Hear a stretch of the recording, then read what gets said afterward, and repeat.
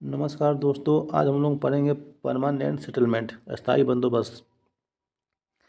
तो ये आपका हिस्ट्री का पोर्शन है, मॉडर्न हिस्ट्री का है। तो ये आपका जो भी अपकमिंग एग्जाम्स है, आपका सीटेट है, बीपीएससी टीआरई 4.0 है, बिहार एसएससी, चाहे कोई भी एग्जाम जहाँ हिस्ट्री का पोर्शन पूछा जाता है वहाँ पर ये काम करेगा। तो चलिए स्टार्ट करते हैं। देखिए हम लोग क्या क्या पढ़ने वाले हैं, कितने कौन कौन पॉइंट्स को हम लोग कवर करेंगे।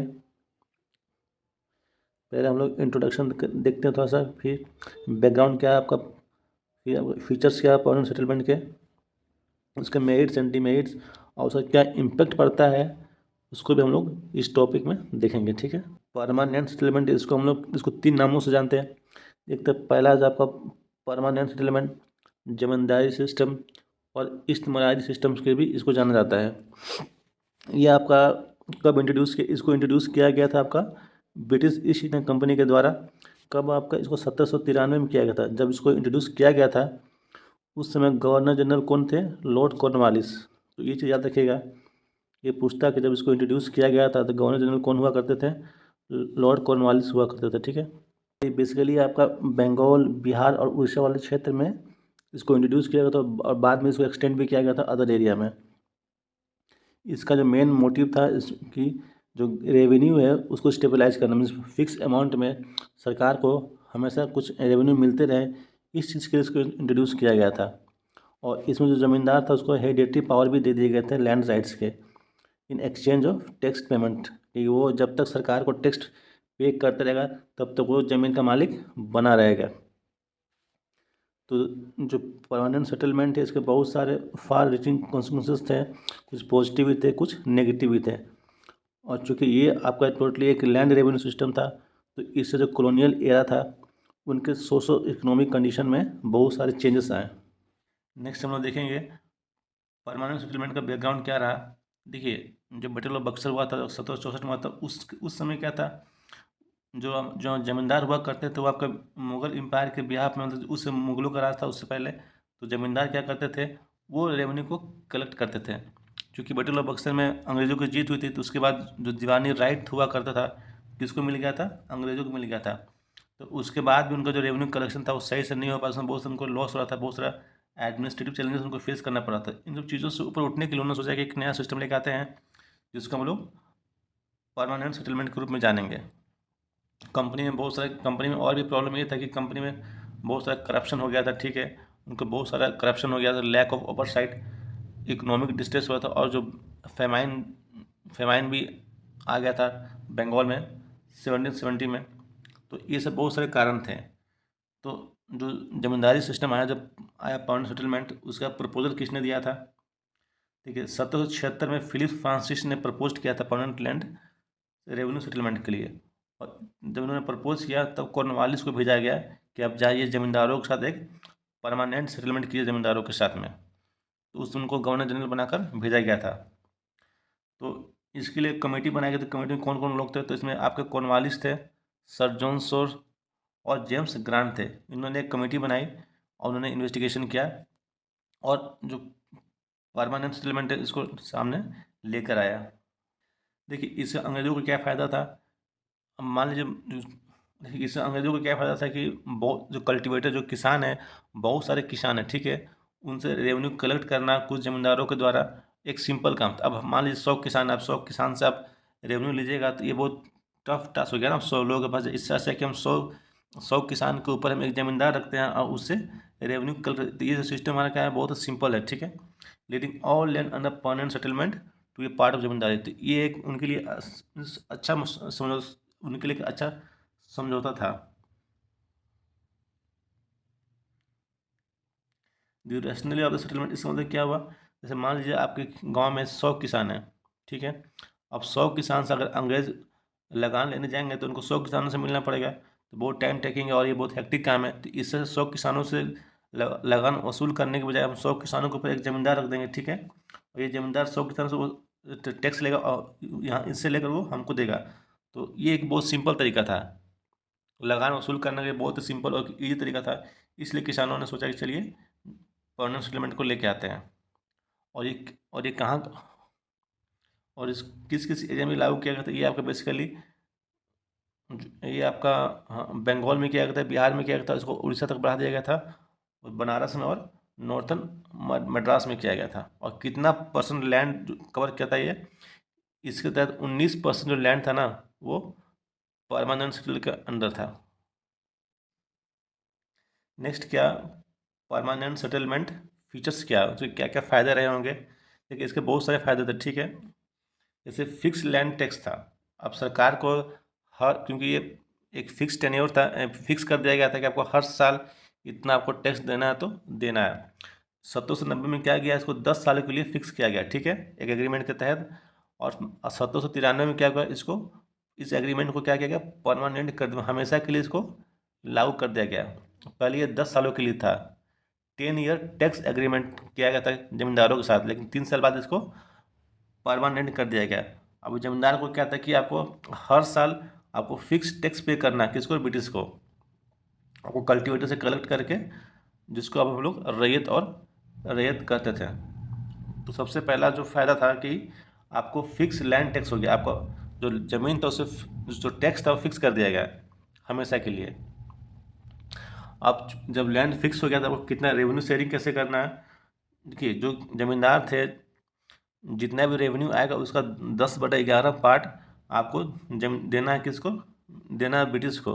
और जो बच गया, यानी कि 1/11 हिस्सा, सॉरी यहाँ पे 11 होगा, 1/11 हिस्सा ज़मींदार अपने पास रखेगा, यानी कि जो भी रेवेन्यू कलेक्शन हो रहा है उसको 11 भाग में बांट दीजिए, और उसका 10 भाग अंग्रेज़ों को दिया जाएगा, और जो बच गया 1 भाग ये आपके ज़मींदार के पास रहेगा। तो ये था आपका शेयरिंग का फॉर्मूला। अब राइट्स की बात करते हैं, लैंड ऑनरशिप राइट्स। अब जमींदार सिस्टम सबसे बड़ा चीज़ था कि जो ज़मींदार हुआ करते थे, उनको ज़मीन, जो भी कल्टीवेटर, जो भी किसानों को ज़मीन था, उसके मालिक अब ज़मींदार हो गए। अब ज़मींदार क्या करते हैं, ज़मींदार को कौन कौन सा राइट है, वो अपने ज़मीन को सेल कर सकते हैं, मोटे मतलब कि बेच सकते हैं, उसको अपने ट्रांसफ़र कर सकते हैं, वो अपने जो आने वाली पीढ़ी है उसको वसीयत के थ्रू या ऐसे भी अपने जो ज़मीन था उसको ट्रांसफ़र कर सकते हैं। The heir could inherit both land and the associated rights and liability. जो उनके जो पीढ़ी है ना, अगली पीढ़ी, वो जमींदारों का जो राइट्स था वो उनको मिल सकती है।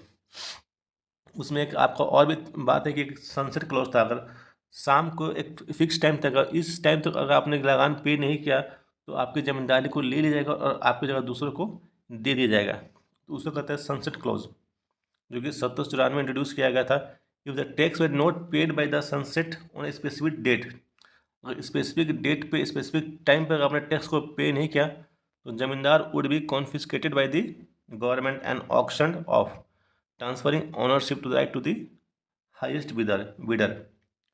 अगर आपने सनसेट के पहले अपना लगान नहीं दिया तो आपको बेदखल कर दिया जाएगा, और जो अधिक बोली लगाएगा उसको ये जो ओनरशिप है ट्रांसफ़र कर दिया जाएगा। तो ये था आपका सनसेट क्लोज। नेक्स्ट है आपका टेनेंट कंट्रोल। क्या है आपका, देखिए बहुत सारे रेगुलेशन लाया गया था 1793 में, 99 में, 1812 में, जो कि ज़मींदार को पावर देता है कि वो किसी भी किसान के प्रॉपर्टी को सीज कर सकता है, who fail to pay the rent without needing the approval from any court of law. मतलब कहने का क्या है, अगर कोई भी किसान ज़मींदार को लगान, वो अपना मीन्स लगान नहीं देता है, या उसको जो भी टैक्स देना, अगर ज़मींदार को टैक्स नहीं देता तो ज़मींदार क्या कर, उसका ज़मीन को सीज कर लेगा, और उसको सीज करने के लिए किसी कोर्ट से परमिशन लेने की ज़रूरत नहीं है। इस तरीके से नियम बनाए गए थे।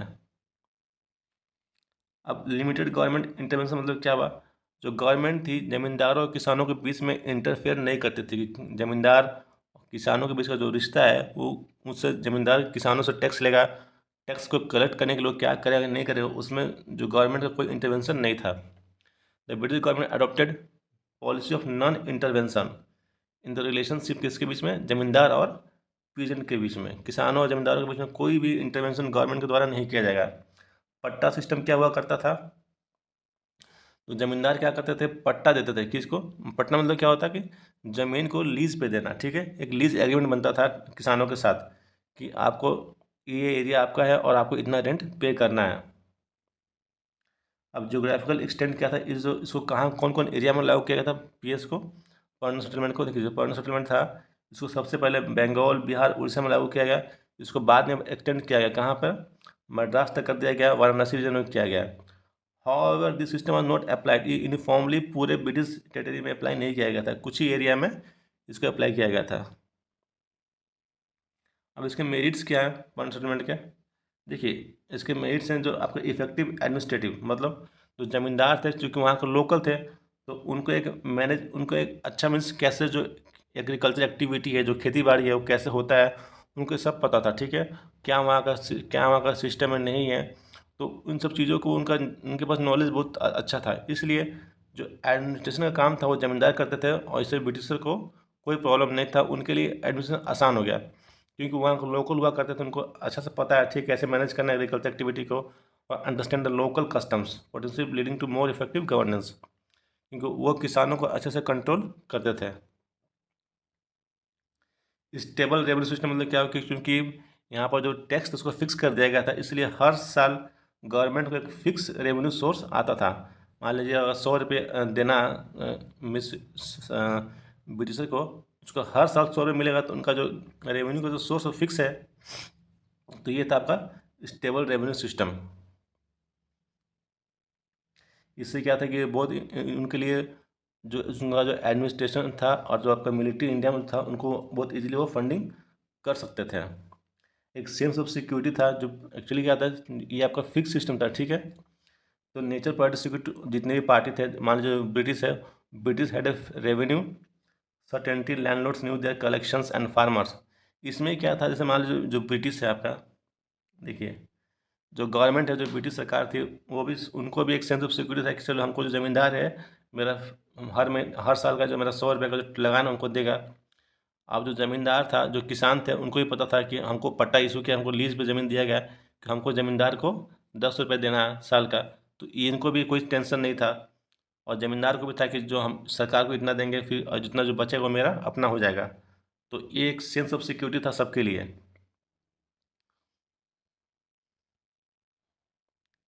और इन्वेस्टमेंट इंसेंटिव क्या था, बाय ग्रांटिंग जमींदार ओनरशिप राइट्स, क्योंकि अब जो ज़मींदार था वो ज़मीन का मालिक बन गया था, तो क्योंकि परमानेंट सेटलमेंट था, तो उससे जमीन वो जो ज़मींदार था, ज़मीन पर मीन्स अपने जो प्रोडक्टिविटी है, जो खेती बाड़ी है, उसके पैदावार को बढ़ाने के लिए वो क्या करता था, ज़मीन पे इन्वेस्ट करता था, ठीक है, जो कि theoretically increase agriculture productivity. Agriculture productivity बढ़ाने के लिए वो ज़मीनों पर अपना खर्चा कुछ मीन्स इन्वेस्टमेंट वगैरह क्या करता था, तो इससे आपका इन्वेस्टमेंट इंसेंटिव से भी मिलता था ज़मींदारों को। नेक्स्ट हमारा परमानेंट सेटलमेंट का डिमेरिट क्या था, देखिए पहला था एब्सेंटी लैंडहोल्डिज्म में क्या था, जो क्योंकि जो आपका जो रेवेन्यू का जो टैक्स था ना, बहुत हाई था, हाई रेवेन्यू टैक्स था, इससे क्या हुआ, बहुत से ज़मींदार थे, वो कभी कभी क्या होता था कि मान लीजिए कभी मीन्स बारिश का मौसम आ गया, चाहे सूखा पड़ गया, तो कोई सी जो आपकी नेचुरल कैलेमिटी हो गई, तो वो क्या उतना पैदावार नहीं हुआ, तो वो उतना कलेक्शन नहीं कर पाते थे टैक्स का, वो क्या करते थे, जो लॉसेस हुआ करता उससे वो उभर नहीं पाते थे, वो क्या करते थे, फिर अपने जो ज़मीन था उसको बेच कर फिर सरकार को, जो अंग्रेज थे, उनको उनका जो रेवेन्यू था, जो टैक्स फिक्स किया गया था, वो उसको देते थे, तो इससे क्या था, उनको ज़मीन है वो उनसे चला जाता था, ठीक है। This increase the absentee landholdism as merchant official and other zamindar bought this land, जो उनके पास ज़मीन था वो उससे खरीदते थे और ज़मींदार को देते थे पैसा, तब ज़मींदार जाके किसानों जो ब्रिटिश था उसके टैक्स को पे करते थे, इससे उनके हाथों से ज़मीन चला जाता था। नेक्स्ट आपका सब इन्फिडेशन ऑफ लैंड, इसका मतलब क्या हुआ, देखिए to meet the high revenue demand zamindar, जो क्योंकि जो रेवेन्यू था उसका डिमांड बहुत, उनका जो टैक्स था बहुत ज़्यादा था, तो जमींदार क्या करते थे, जो ज़मीन था ना उसको स्मॉलर प्लॉट्स में बांटते थे, ठीक है, जिसको हम लोग पटनी तालुक कहते हैं, और जो वो जो ज़मीनों को छोटे छोटे भागों में बांट कर और उसको फिर लीज पे दिया करते थे परमानेंटली टू द टेनेंट्स, जिसको हम लोग पटनी दार करते थे, और fix rent marking the right of सब इन्फिडेशन। तो इससे क्या था, जो जो ज़मीन का जो ज़मीन था आपका अलग अलग टुकड़े में बट के छोटे छोटे लोगों को मिलता था,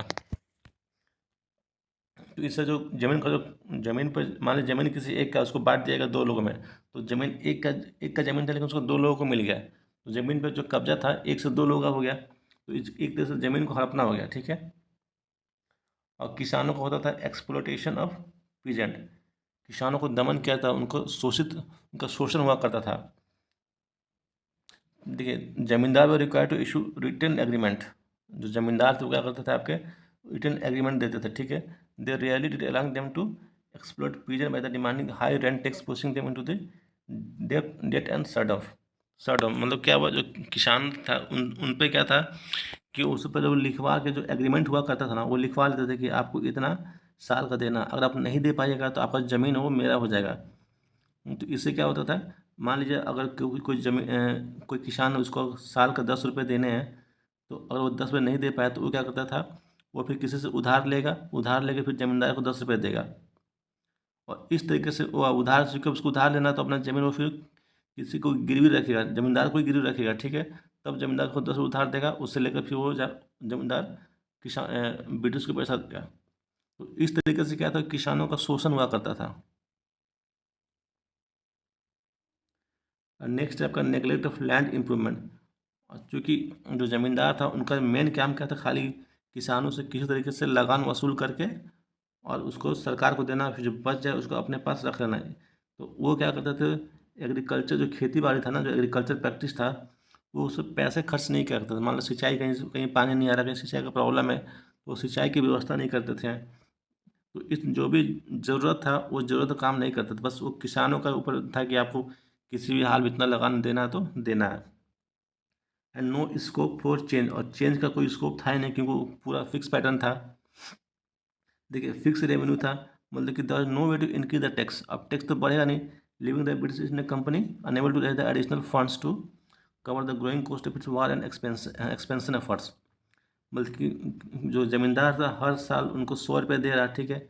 अब इसको तो जो अंग्रेज को बढ़ा नहीं सकते हैं, और चूँकि उनका मान लीजिए किसी से तो वार हो रहा है, तो उसमें बहुत पैसा खर्च हो रहा है, तो उनको कोई फ़ायदा नहीं हो रहा था, उनको लॉस हो रहा था, क्योंकि 100 रुपीज़ उनको हर बार से लगान के रूप में मिलता था, तो इसको बढ़ा भी नहीं सकते थे। तो ये इसका डिमेरिट था कि हम इसको जो भी हमारा जो रेंट है ना, जो रेवेन्यू है, उसको हम फिक्स कर दिए, उसको हम अब चेंज नहीं कर सकते, लेकिन हमारा जो एडमिनिस्ट्रेशन जो खर्चा है, जो एक्सपेंसेस, वो बढ़ गया है। इसका इम्पैक्ट क्या था आपका, देखिए सबसे पहला इम्पैक्ट इसको फार्मर पे देखते हैं। फार्मर पे इसको क्या असर पड़ता है, क्या इम्पैक्ट पड़ता है।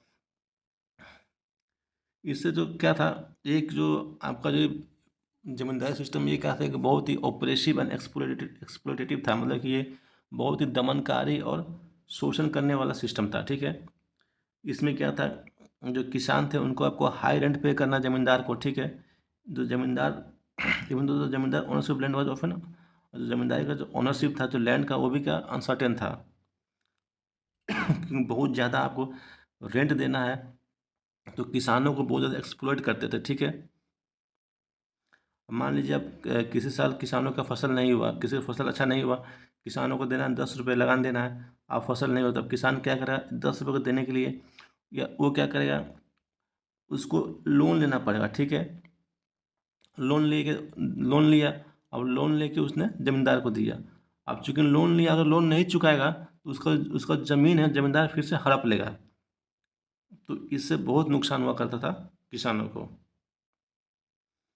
देखिए to meet this step rent demand, farmer frequently have to take out loans and failure, अगर उन्होंने लोन पे नहीं किया, failure to pay would result in the eviction from the land, उनके ज़मीन से भी उनको बेदखल कर दिया जाता था।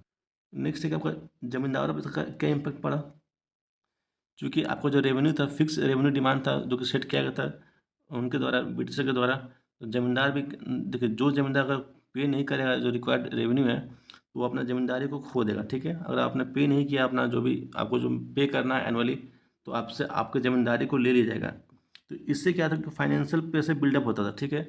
डिस्करेज द ज़मींदार from investing in land improvements, अब ज़मींदार को दिमाग में है कि हमको हर साल 100 रुपये लगान देना है, तो ज़मींदार अब खेतों में, जो खेतों को मान लीजिए जो इम्प्रूवमेंट का जो काम करना है खेतों में, वो खेतों में कोई पैसा लगाता ही नहीं था, ताकि जो हमारी एग्रीकल्चर एक्टिविटी हो उसमें कुछ इम्प्रूवमेंट हो।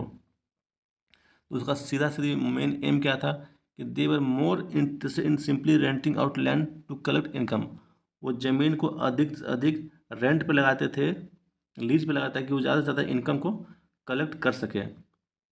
कोई रिफॉर्म्स लेके नहीं आते थे ज़मींदार, क्योंकि वो सिर्फ रेंट कोई जो उनका जो टैक्स पे करना, लगान जो देना ब्रिटिशर को, उसमें ही उलझे रहते थे हमेशा। अब इसका कंपनी पे क्या इफेक्ट पड़ता है?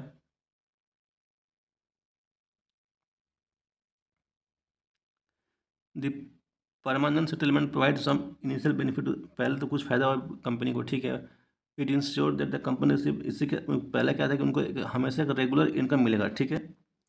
हर साल फिक्स रेगुलर इनकम मिलेगा। लेकिन बाद में क्या होता है, during the first decade of 19th century, agriculture cultivation expanded. जो जो खेती बाड़ी था, जो एग्रीकल्चर कल्टिवेशन वो बढ़ता है, तो जब एग्रीकल्चर कल्टिवेशन बढ़ता है तो क्या होता है, आपका जो मार्केट प्राइस वो बढ़ा, leading to higher income for the जमींदार।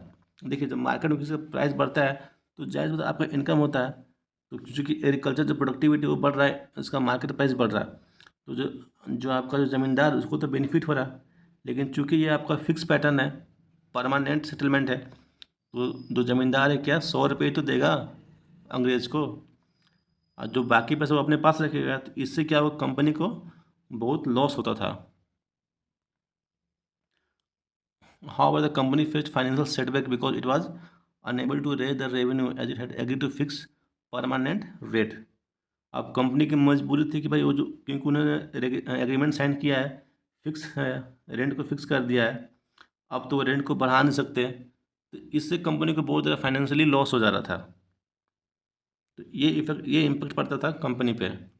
उन्होंने हमेशा के लिए रेंट को फिक्स कर दिया, हर साल आपको इतना ही लगान मिलेगा। अब मान लीजिए बीच में मार्केट का प्राइस बढ़ गया, कोई भी प्रोडक्टिविटी का जो प्राइस बढ़ता था, तो ज़मींदार जो थे उनको तो फ़ायदा होता था भाई, क्योंकि उनको सिर्फ 11 से 10 पैसा ही देना है, ब्रिटिश को बाकी अपने पास रखना है। तो इससे लेकिन कंपनी को लॉस होता था। तो ये था दोस्तों आपका परमानेंट सेटलमेंट। मिलते हैं आपसे अगली वीडियो में, तब तक के लिए thanks for watching and don't forget to like and subscribe my channel.